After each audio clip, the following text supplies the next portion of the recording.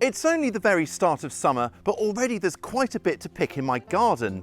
The weather's been on side, I have to admit, but a lot of it has come about as a result of careful planning. So join me as we take a look at what I'm harvesting. I'll let you in on a few secrets as to how I got to this point, and we'll explore the rest of my garden too. All set?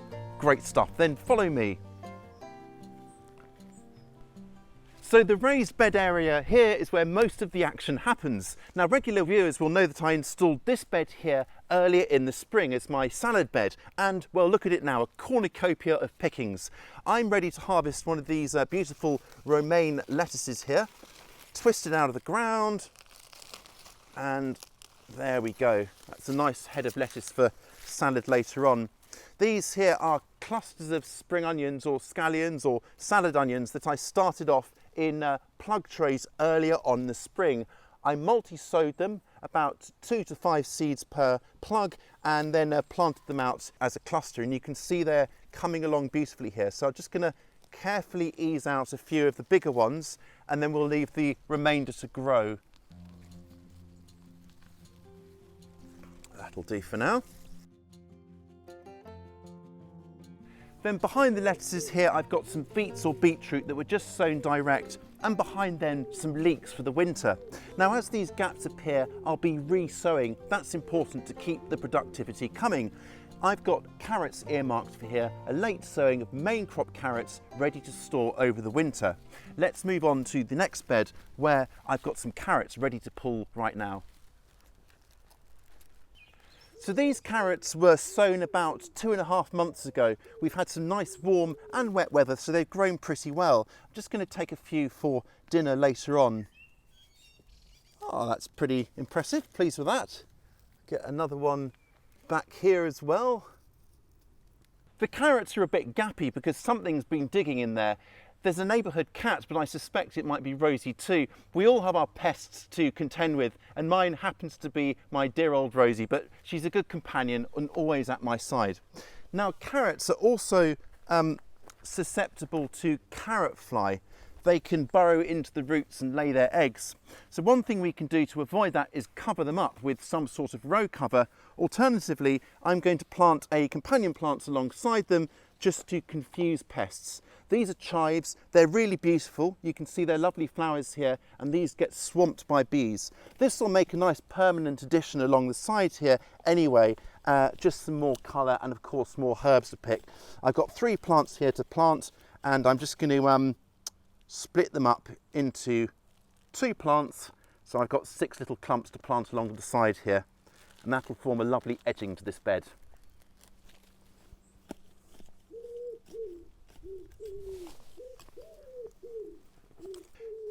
That's it all planted, and it already emits that lovely oniony smell. Can't wait to use it in my cooking. Now, to my right, you can see these peas. They've been a bit badly sort of pecked at by the old pigeons, but do you know what? I think these pods are nice and well filled, so I'm going to go ahead and harvest them all now so we can get these out and plant something else in their place. These were sown direct about, 2.5, 3 months ago, and they've grown all right despite the attentions of the pigeons. But let's just have a look inside, moment of truth, and see what we've got here. Ah, look at that. Absolutely perfect peas. Got to try one, haven't we? Magnificent. I'm pretty pleased with what we've taken here actually. I'll get my daughter Isla to shell these later on. She loves little jobs like that. And to go with our tea, I'm also going to lift up a beautiful beet. Look at that, or beetroot. That's gorgeous. It's got such a rich red colour, really helps to make meal times colourful. So moving on over here, I've got some parsnips that I sowed a couple of months ago. These are obviously for harvesting over winter. And then behind are some more lettuces and alyssum. Now this is a great example of companion planting. The alyssum here helps to attract beneficial bugs which will eat any potential aphids. So these lettuces are beautifully clean and clear, and clearly it's working. So I'm really pleased, and it adds a lovely splash of colour. Now, introducing flowers into the garden is something I've really made an effort with this year. Some are already in flower and some are still to come into flower. We've got nasturtiums, calendula, poached eggplant, And then behind me in the bed, we've got tomatoes underplanted with marigolds to attract more of those beneficial bugs. Let's move on to this bed over here and I'll show you my onions. The onions were started off from sets, which are basically very small bulbs, and they're growing quite nicely. It's a late variety, I'm going to let it grow on, and then right at the end of summer, they'll be harvested for stringing. And I'm hoping to show you a video on that for next onion season next year. Here, this is my pride and joy. These are 2 beefsteak tomatoes. I've never grown these really big chunky beefsteaks before, so I'm really looking forward to them. And they're in these stunning obelisks. I'm going to train them up and round here, and they should make a real feature as they grow. Here's the last of the chard. As you can see, it's starting to bolt, which means it's going to flower. There's other younger chard here, so I'm probably going to rip this up quite soon. But in the meantime, there's still plenty of leaves for picking, so I'll just add this to our harvest basket here. I love chard in smoothies, steamed in exactly the same way you'd use spinach. And to be honest with you, I never really bother with spinach because chard is so prolific and so easy to grow that I just use it as a proxy for spinach. Then over here we've got my herb bed, and I want to bring you in here because a lot of it's already flowering, and this is great for obviously our insects. We've got thyme at the front, but this parsley here is just gearing up to flower, and this is going to attract so many hoverflies in. And there's another patch of parsley at the opposite end of the vegetable garden here, which will also attract these hoverflies. Great news for pest control. So let's go back here because I've got another excellent example of companion planting, which is our potato bed. These are an early variety of potato, but then I've got some garlic in front as well, which helps control peach aphid. And these are all almost ready for harvest, but I'll give them another couple of weeks. But it looks really attractive as well, I think. Now, this is what I'm really excited about. Underneath this row cover here of insect mesh, I've got some broccoli, and I've had a peek. I've harvested a few already, and we've got another couple of heads here ready to harvest. So let's get this off and get harvesting.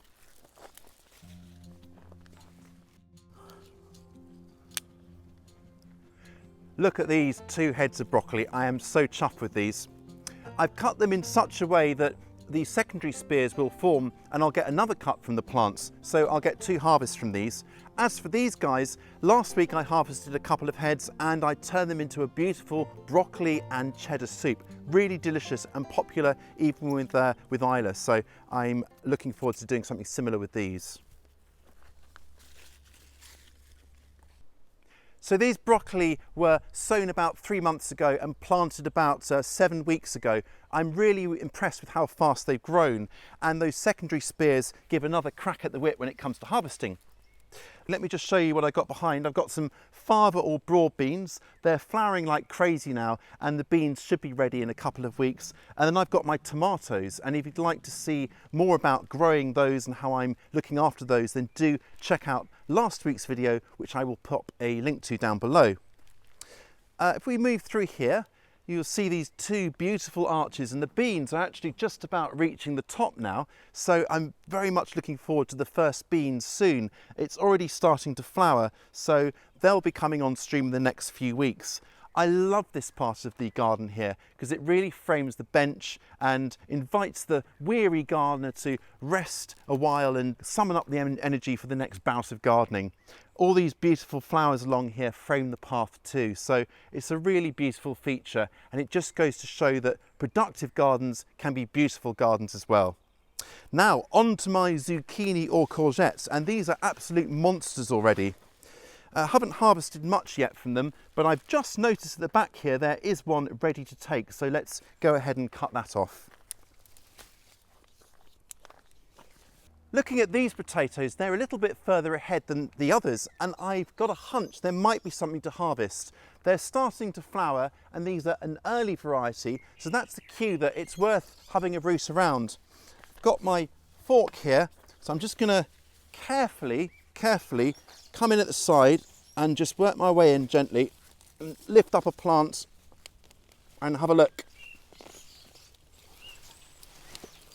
Yeah, not bad. Oh, there's some lovely new potatoes here. Look, I'll just get them out to show you. Ah, that's beautiful. Those will go really well with those peas and beets that I've got. This is going to be a really wholesome and quite delicious dinner I've got on the cards. Harvesting potatoes is always like opening a present, especially the first ones. I love opening up the ground and revealing those beautiful shiny nuggets of goodness.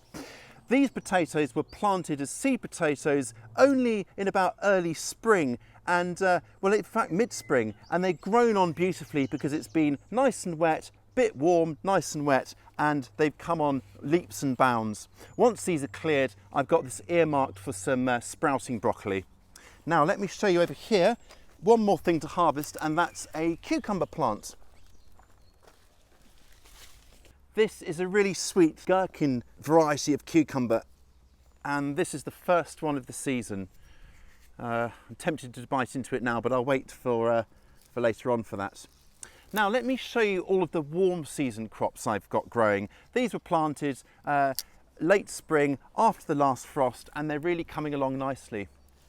Back here behind me, I've got my corn, and it's already coming up to knee high for the 4th of July. That's what I always think. If it's that high by then we're doing all right. And we're coming up to the solstice now, so there's a couple of weeks to go still.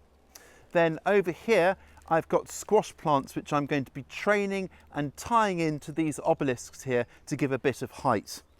They're growing nicely, and some leeks here grown from plugs together and growing on pretty well. And then behind, we've got the latest batch of chard. The area behind where I'm sitting is my food forest or forest garden. Now let me explain what that is. That's basically a productive garden that tries to mimic the natural environment of a forest. So you've got a canopy or overstory layer, shrub layer, and then a plant layer, and then climbers and trailers and all sorts. So let me talk you through it. The canopy layer here is this gorgeous apple tree that was already here. Everything else was cleared earlier at the start of this year and then planted to create the forest garden. Let me show you the other layers that I've got. So through here, you can see these bright flashes of green here, and there's another one over there. These are currant bushes. These are very small now, but they're really healthy. And this is just 1 or 2 months growth here. These will grow out, form our big shrubby layer, and of course give plenty of currants to pick as well. Then I've got the plant or herbaceous layer. These are the plants that grow around the shrub layer and that die back each winter. I've got lovely Babington's leeks. These are a perennial type of leek. Then behind me, I've got these comfrey.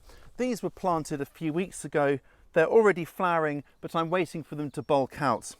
These are what are called bioaccumulators. They draw up all the nutrients from far below and then bring it up, and then it's in their leaves. So when you cut the leaves, you can make a delicious plant tea that is full of nutrients and will help feed your plants. Comfrey is particularly high in potassium, which is great for fruiting and podding plants like tomatoes. We've also got a rhubarb behind the arbour here, and then growing over the arbour, this really rather stunning wineberry. There's one on each side, and you can see they've got these lovely hairy red stems and quite a beautiful plant. And these will grow up and over and screen all of this. Now, if you'd like to see how this was all made, then I'll pop a link to the video which includes details of that down below. Very briefly, how it was created is that I just laid down a couple of layers of cardboard. You can see some of it still there, and then put these wood chips on top so it helps protect the natural structure of the soil. However, you can see here that these weeds are popping up every now and then, mainly bindweed and nettles. So I just go through once a week and just pick them out and make sure I follow the roots as far along as possible, just to pull them out like that. Now, some people don't like weeding, but I rather enjoy this. I find it kind of like a computer game almost, just kind of whacking out all these weeds and methodically going through it until I gain victory over them. But they are weakening, and I am winning the battle slowly but surely. Of course, I don't want to annihilate all of the weeds, especially the nettles. And to my left here, your right, you can see a lovely bank of nettles. And this is what I call my caterpillar bank. The caterpillars of all sorts of lovely, beautiful butterflies and moths feed on these nettles, and that will help to give life and colour to the garden. I also like to pick young nettle leaves to enjoy as another green, and of course to steep for a refreshing tea. And then lastly, at the edge of my forest garden are two beautiful perennial kales. One's here, one's at the other end. And these were started as cuttings in November, so just at the end of last year. And here we are about 6.5, 7 months on, and they're almost ready to harvest. Look at it, it's so beautiful and so just handsome. It'll grow to 6 to 7, even 8 foot tall and be a great big presence in this corner of the garden. Now in front of me here is a gooseberry that's ready to pick, so let's do that. You can see looking at the gooseberry here that it's absolutely laden with fruit, so much so it's actually been pinned to the ground.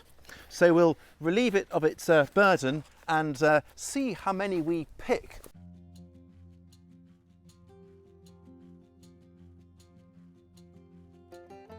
All picked, all done. I've calibrated this to the weight of the tray here, so let's see how much we've got in the way of gooseberries. Balance it on there.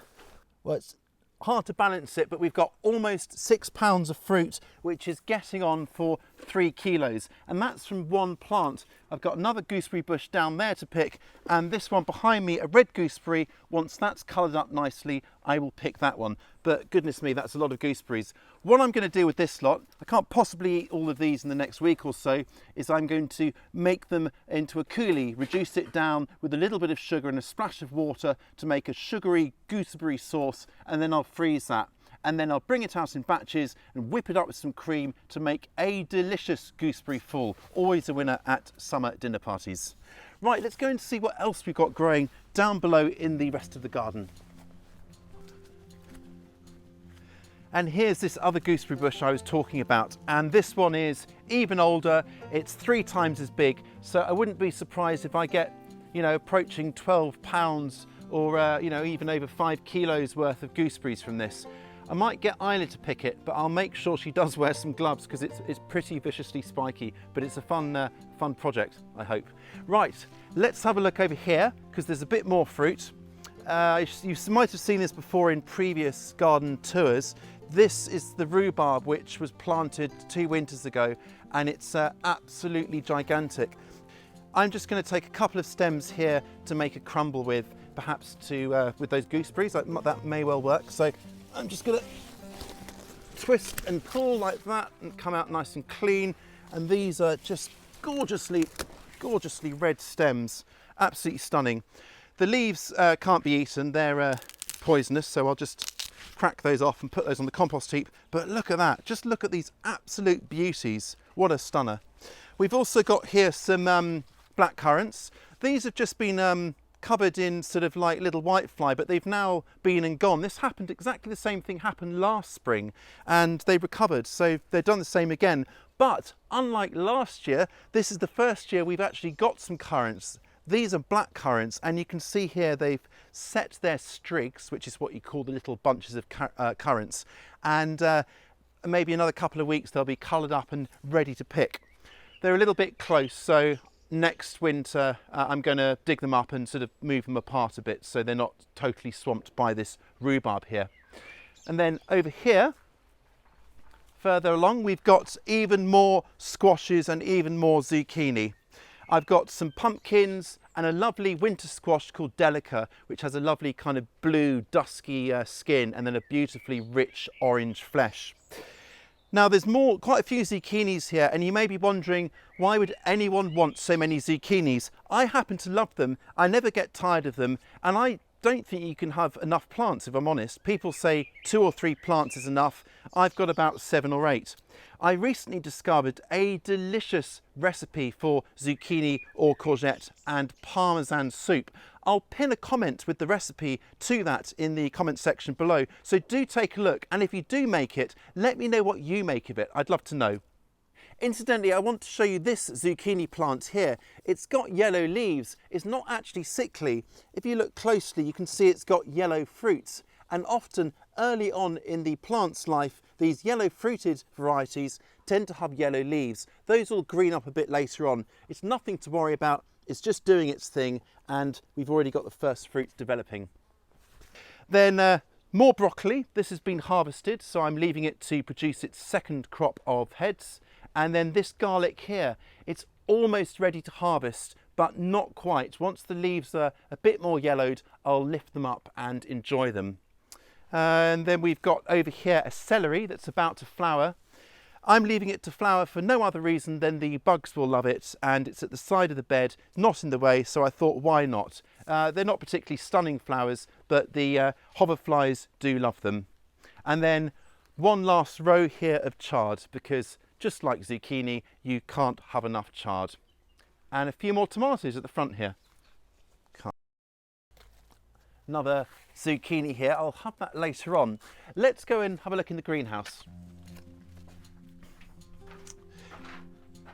A few weeks ago, this greenhouse bench was absolutely groaning with seedlings. Those have mostly left here and been planted out, and now the space here is devoted to my sadistically spicy chili pepper collection.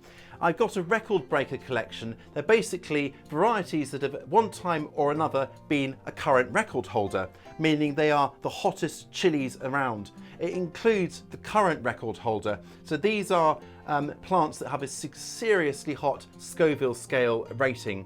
They're growing in a mixture of coir and potting mix to give good drainage, and I've started watering them with a liquid seaweed feed, and then once they switch to flowering, like this one at the back here is, I will switch to a liquid tomato feed to help them power that flower and fruit growth. I'm really pleased with how these are going. When I got them as little plugs, they sulked for about 3 weeks, but now it's nice and warm and toasty in here day and night. It's made all the difference, and they've really coloured up nicely. I'm going to continue potting them on into larger containers as needed to give them the oomph they need to grow big and strong. Now behind me, look at this. These are my straw bale tomatoes. I'm really pleased with how these are going. This is the second year they've been growing in these bales, or rather the second year the bales have been used, and they are producing really good results so far. Last year I had tomatoes supported on canes. This year I'm going for string and then just winding the stem around the string as it grows up, and I'm really pleased with how that's working. I'll definitely switch to this method from now on because it's a lot easier. Again, I'm keeping them well fed and well watered. And then finally here we've got our follow-on plants, things that are going to go out into the ground outside once space becomes available. And the main plants here are some lovely cabbages and some sprouting broccoli. I've got a few more sowings to make this week, some kale, some salad onions, and a few more beets or beetroot. Oh, and one other final thing here. Look at these. Lemongrass. Started these off from seeds and they germinated within 5 days. I'm so pleased with these.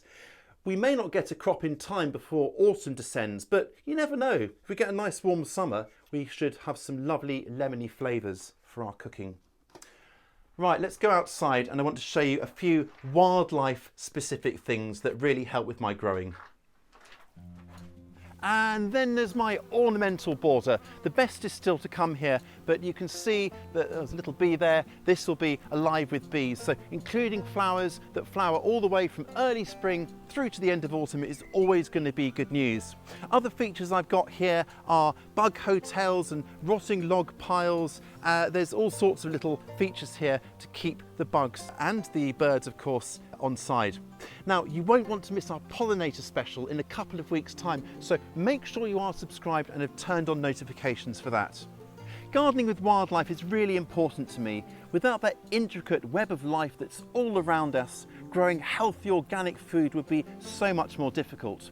Now, I try and incorporate wildlife features throughout my garden. This is one of my longer areas of grass, and inside here I can see a little ant's nest which feeds woodpeckers, which I have seen in the garden.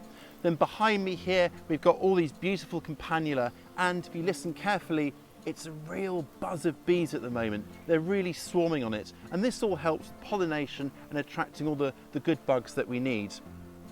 Not everyone's keen on letting the grass grow long, but one way to make it look a little bit tidier is to frame it by cutting the grass lower where you want it and cutting a nice path through it like this here. Now in this area I've got all sorts of wildflowers, but the highlight is the knapweed, which is coming into flower. Well, it's in bud now, so I imagine that would be out in a few weeks, and that'll keep going all summer. Beautiful. And then if I can cast your eyes to the right here, you can see my beautiful white rambling rose, which when it's in the sunshine is absolutely swarmed by bees. Just beautiful.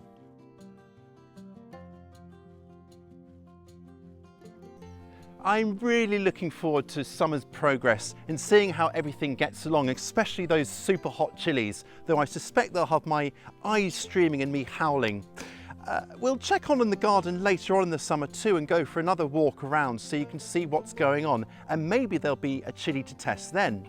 Next week we'll be looking at how to grow container strawberries. If you're wondering how to grow them, well, we won't be wondering for much longer. We'll be planting up some pots. I'll be telling you the differences between all the different types of strawberries, and we'll be covering the best ways to look after them. Now, it's been a real pleasure having you join me today. It always is. Thank you so much, and I hope you do get time to enjoy your own garden too. I'll catch you next time.